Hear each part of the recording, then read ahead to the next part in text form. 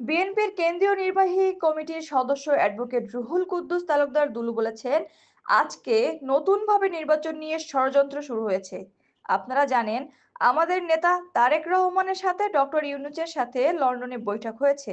সেখানে তিনি আগামী ফেব্রুয়ারি মাসে নির্বাচনের ব্যাপারে পরিষ্কারভাবে বলে দিয়েছেন, সামনে রোজার আগে নির্বাচনের তফসিল ঘোষণা করা হবে এবং আগামী মাসের মধ্যে নির্বাচনের রোডম্যাপ ঘোষণা হবে।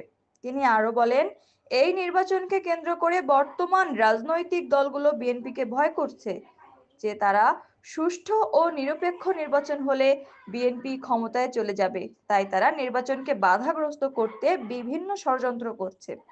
দুলু বলেন, এ সুষ্ঠু নির্বাচন হলে বিএনপি সারা দেশে 250টি আসন পাবে এবং বাংলাদেশ জাতীয়তাবাদী দল বিএনপি জয়লাভ করবে।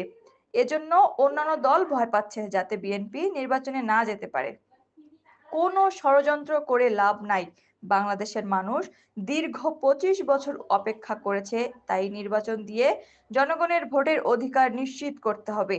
সামনে নির্বাচন নিয়ে কোনো ষড়যন্ত্র চক্রান্ত হলে আপনারা সকলে ঐক্যবদ্ধভাবে তার মোকাবিলা করবেন।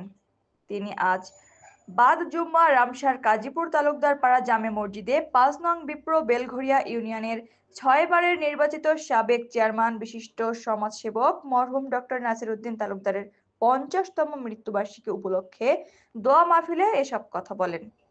এসব